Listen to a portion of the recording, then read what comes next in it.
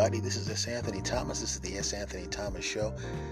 And yes, I'm back, my friends. And you know what I wanted to talk to you about? I wanted to talk to you about sport cheaters. These are the people that cheat on their spouses or their significant others and treat it as if it's a sport.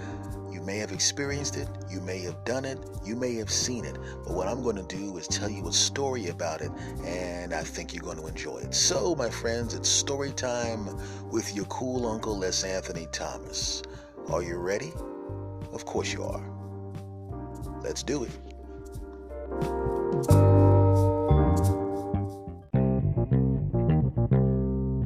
Hello, everybody. This is S. Anthony Thomas.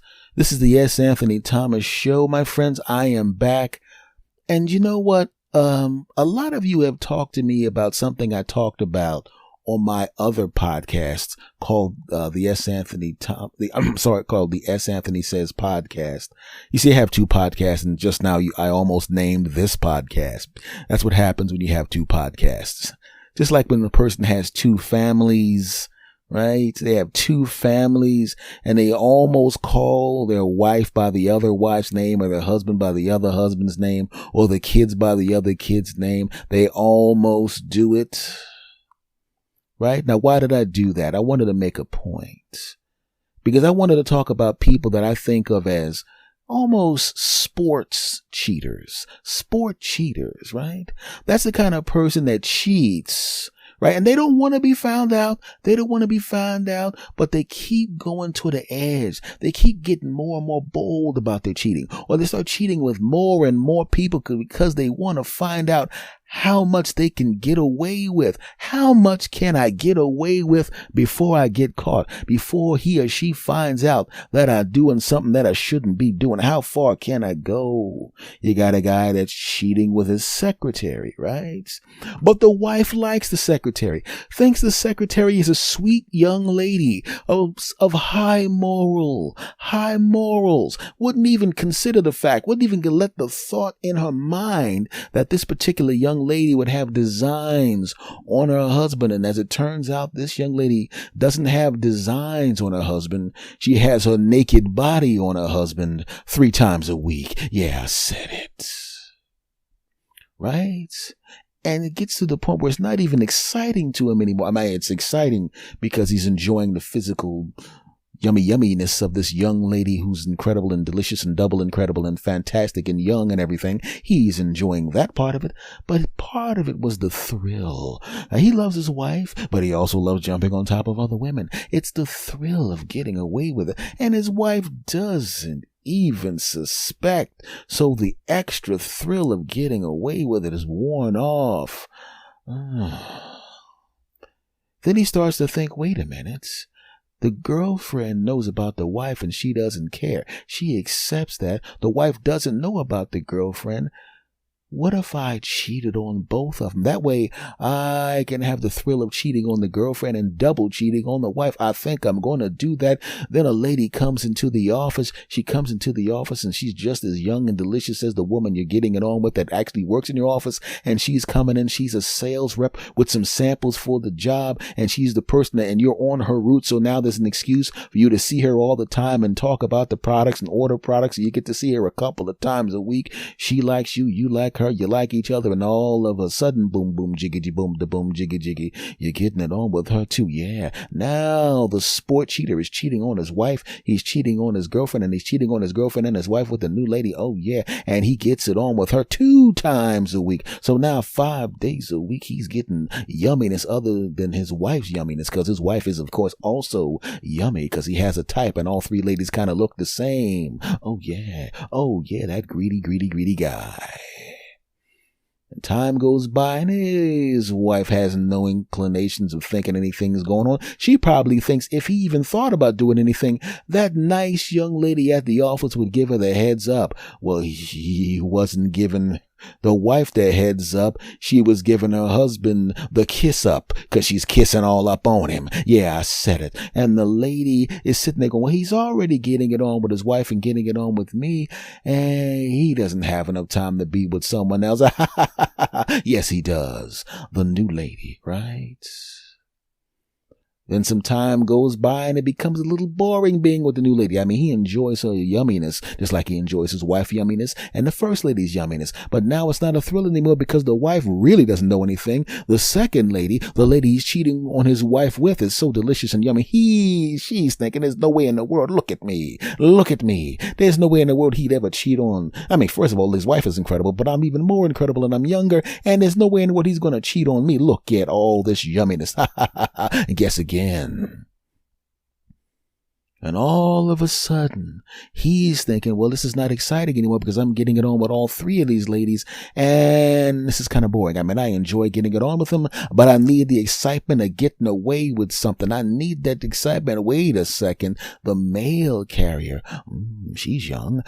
She's yummy. She's delivering packages to me, but I like to deliver some loving to her. I think I'm gonna. You go downstairs, you flirt with her. She goes, you're cute. You pick up. Next thing you know, you're working on weekends, but you're not working at the job. Well, you are working at the job, but also you're working on the mail carrier. Oh, now you're up to 4 ladies. Oh, yeah. You're cheating on your wife. You're cheating on your wife with lady number 1, number 2, and number 3. You're cheating on lady number 2 with number 3 and 4. You're cheating on number 3 with number 4. You're cheating on everybody. And as it turns out, number 4 doesn't know you have a wife. Number 3 knows you have a wife, but she doesn't care. So now you're cheating on everybody and you don't have any days left in the week. You disgusting man. And eventually it becomes too obvious, right? Your wife is going, I'm going to go to the job and deliver some lunch to him because he's such a great husband. She walks into the office, right? She almost catches you hugging up with the secretary, but she goes, they've been working for 3 years. She's a sweetheart. There's no way in the world that anything's going on, right? And then the sales lady comes in and she sees him with the wife and the other lady, and she gets all nervous. Right? The lady delivering the mail comes in. He says, hey, and she's wondering why he's looking so weird, and while everyone else is looking so weird, and the wife is wondering why everyone's looking so weird, and he's looking weird. Did I mention he's looking weird? Of course I did, because he's looking weird. And she goes up to him. She tries to give him a peck on the cheek, which is not normal for a mail carrier, because she thinks that's her boyfriend. Wait a second. And all of a sudden everybody stops and looks at him like, what is this? And the wife goes, what the heck is going on with you in the mail carrier? And the mail carrier goes, you're married? What?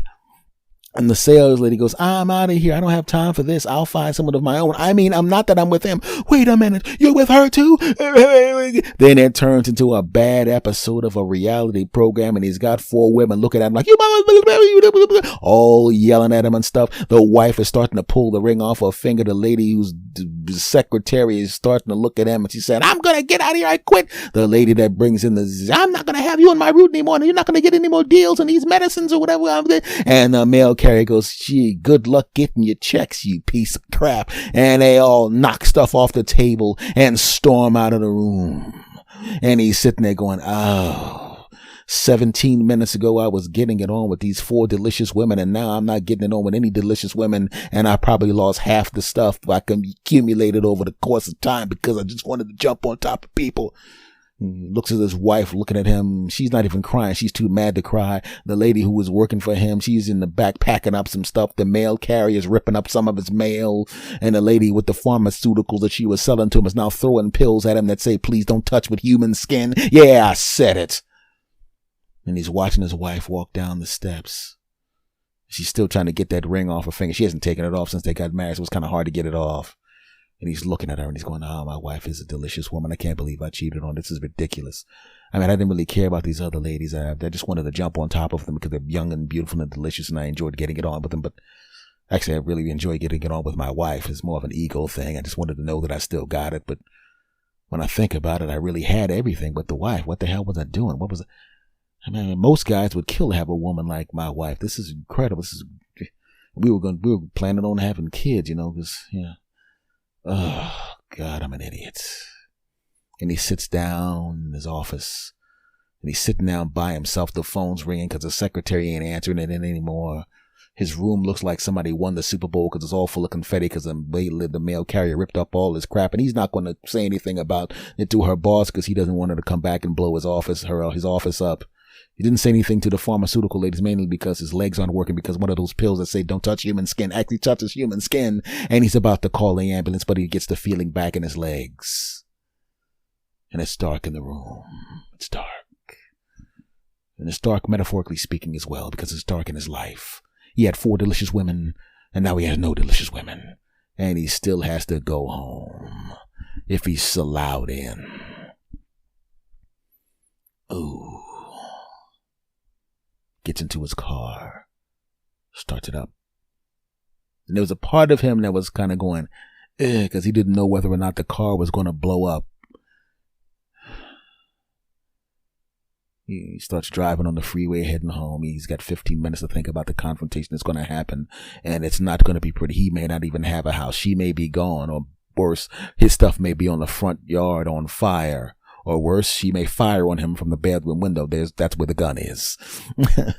Also, somebody may have cut his brakes. He didn't even think about that. Steps on the brakes, they're fine. Okay, good. He's driving home, 14 minutes left to get home. He turns on the radio, and every song, well, this is Power 107. And you know how sometimes when you break up, we play lots of love songs and make you feel like crap? Well, it's going to be nothing, but how long is that guy going to be in the car? 12 minutes? 12 minutes of guys who have cheated on their wives, and their wives were waiting for them at home with a baseball bat to crack them across the face when they slept. Here's a new one from an artist that I don't even know this artist, but this song seems to be appropriate. And I found him home and I had my bat. He went to sleep and I gave him a crack. I'm changing the channel. I don't need this crap daggone radio stations. 3 minutes, 2 minutes. He's on the block. He turns. No burning clothes. Her car's still here. That's a good sign that she didn't burn clothes and the car's still here. He takes his umbrella from the back of the car, puts his hat on it, and sticks it out the driver's window just to see if it'll get shot at. Didn't get shot at, so she's probably not going to shoot him. But then again, she's a real good shot. She would probably wait till she actually physically saw him. So he steps out of the car gingerly. Oh, he sees the window slide up. Oh, she didn't notice he was home yet. She's just opening the window for some air. Oh. We'll be back right after this short break. And now, back to the show. She heard the car. The light goes out in the bedroom upstairs. A couple seconds later, the light goes on in the living room. Jeez. He walks to the front door, opens it up. He walks in. She's sitting there looking at him. She's got her arms folded. She's got her right leg over her left leg, and her foot is swinging back and forth so much that you don't even need to turn the fan on. That's how much air is coming off that swinging foot, because she's really swinging that foot. And then she motions to a chair, and she's looking at him, and he's looking at her, and she's looking at him, and he's looking at her, and he's looking at him, she's looking at her. He can see the pain on her face. She can see the pain on his face, and he's got one shot, just like that Eminem song. If you had one shot, one opportunity to save your marriage, would you take it, or would you just run out the door because you know you ain't got a shot? Doom, doom, doom, doom, doom, doom, doom, doom. Lose your wife because you cheated. You shouldn't cheat. Now you lost your wife. She's going to let you go. You only had one shot, but you had to have some sex. Okay, that's enough of that. Back to the story. Sorry. I didn't mean to mess up the momentum of the story. Sorry about that, guys. Okay. So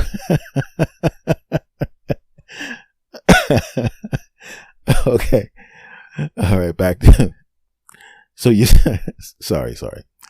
So you sit down and your wife's looking at you, and unlike the person who's telling this story and who wrote this story, she ain't laughing. Okay, I feel like I'm back in the groove again. Back to these two people. He's there looking at her, and she's looking at him, and he's looking at her, and she's looking at him, and she's looking at her, right? She looks at him. You gonna explain yourself? I don't even know what to say. You don't know what to say. I bet you knew what to say to those 3 women. I bet you knew what to say to them, huh? Huh? Yeah.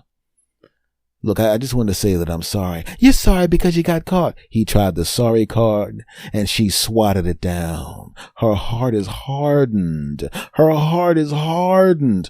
But just like when anybody has a hard heart, if they loved you at one point, especially if they loved you as much as she loved him, there's a soft spot somewhere on the heart. It's like those old karate movies. You ever watch those old kung fu movies back in the day? Maybe you see them on cable. Maybe you see them on YouTube, with titles like Iron Skin or Iron Arm or Invincible Man, right? And at the end of the movie, after this Invincible Man has killed the other person's family or beat up his wife or beat up his brother or killed somebody or stole something or dishonored his father, here fighting and the guys can't break the guy's armor. And then he remembers something that was said before. If you want to beat the man with the invincible armor, know that there is one spot. And if you can hit that one spot, you can defeat him. Well, it's the same way when you're the person who's been cheated on. Your heart is hardened. Your heart is hardened, right? If they tap the wrong spots, you don't feel anything. In fact, it just makes you angrier. But they got to find that one magical spot to hit. Because if they miss, that's all they get is that sound. But if they hit, they find the soft spot. And you got to take as many shots as possible, take as many opportunities as possible to hit that soft spot. I've been the party that's been cheated on and had some woman try to explain to young me, because she was a lot older than me. I was like 20, she was like 28, 29. And she had to explain to me, she had to convince me to take her back. But I was a 20-year-old guy and she was super duper hot. So she said, I'm sorry. Let's go upstairs. And I was like, I'm upset, but you're naked, so I forgive you, at least for the next 90 minutes. Moving on, I was a pig back then. Shut up. Back to the story.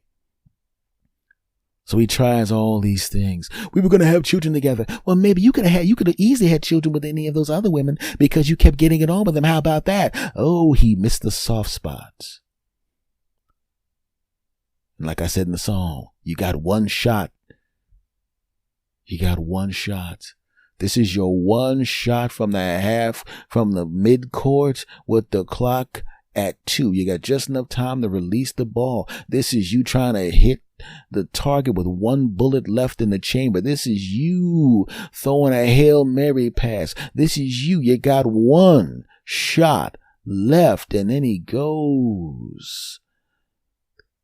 It isn't even about you because you didn't do anything wrong, of course. You'd even have to say anything because I'm the one that was wrong here.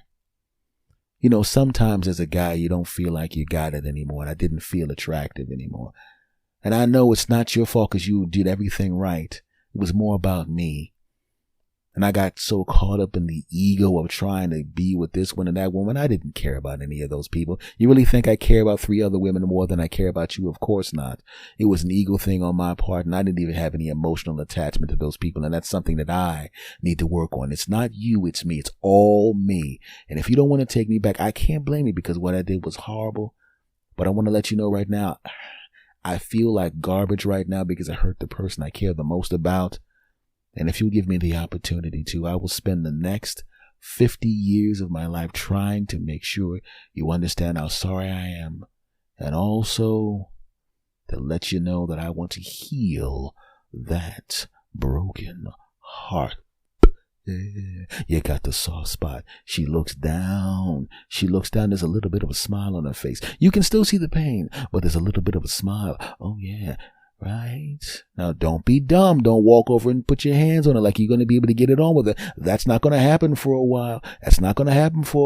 Just hug her. That's all you got to do. Say you're sorry. Stroke her hair. Tell her that she's the greatest thing in the world. Say all that crap into her ear. And you better mean it, because if you don't mean it, she's going to be able to tell. You got to say the stuff, and you got to mean the stuff. And he says the stuff, and he genuinely means it when he says it. And she looks at him, and she's crying a little bit. And you know what? He's crying a little bit because he realizes he just hit a half-court shot and won. He just threw a Hail Mary pass. Touchdown. He just did that, right? Now, it's not a complete win. It's the one that gets you into overtime because, as it turns out, you still have a lot of work to do.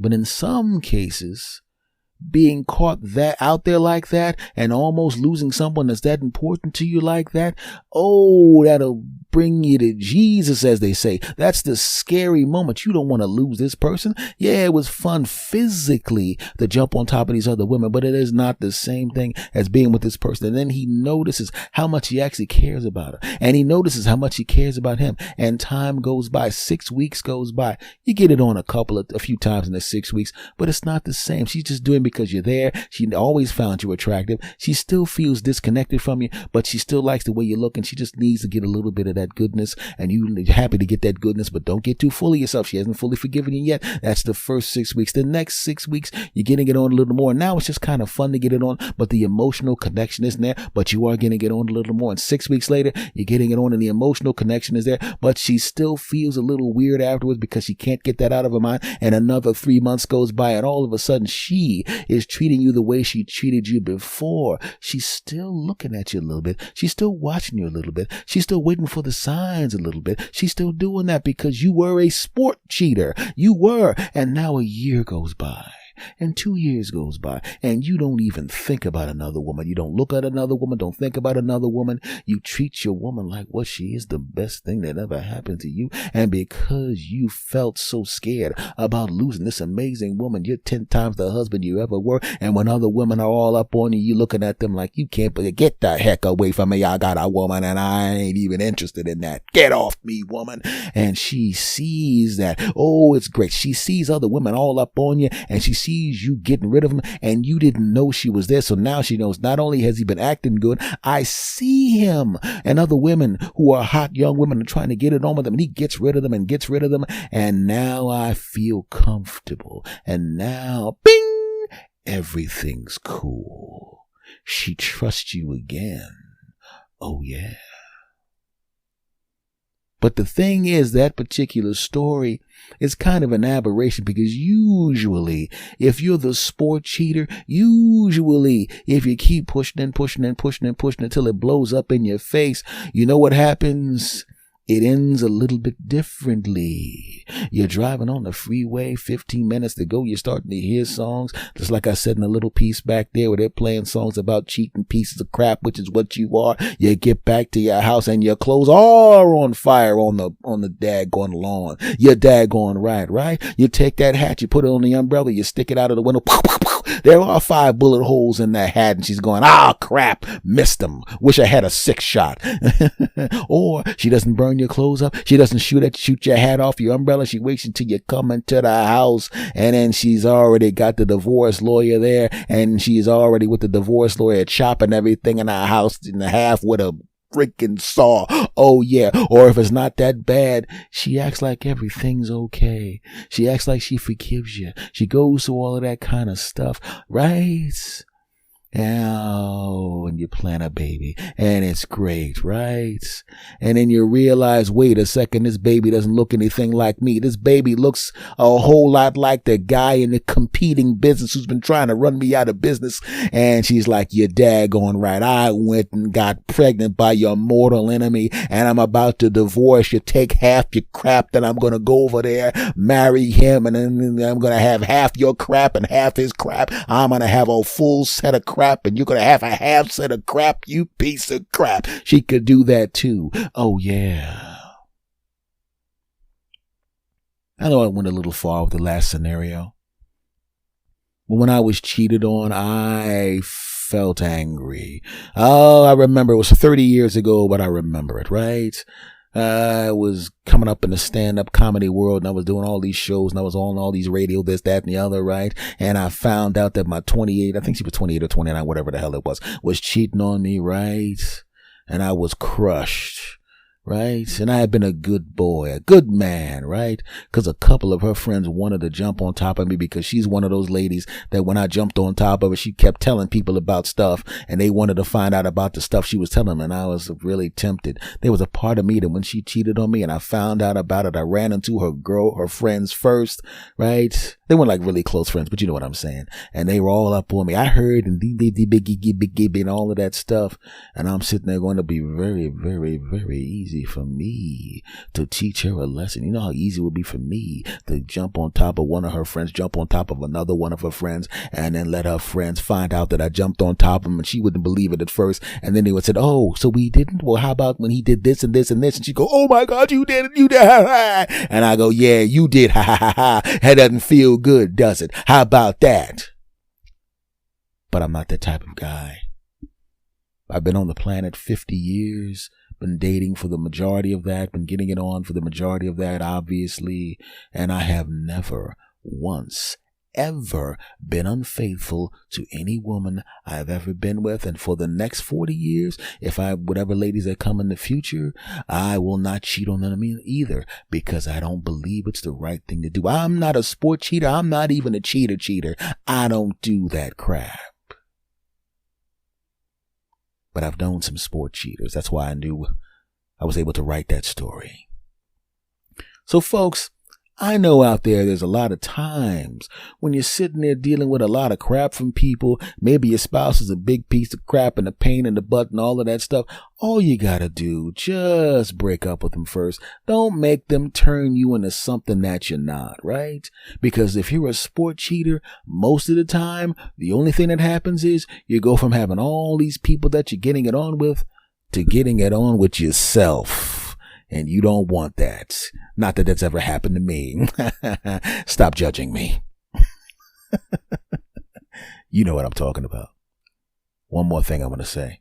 Show's over. Thank you for stopping by. Love you.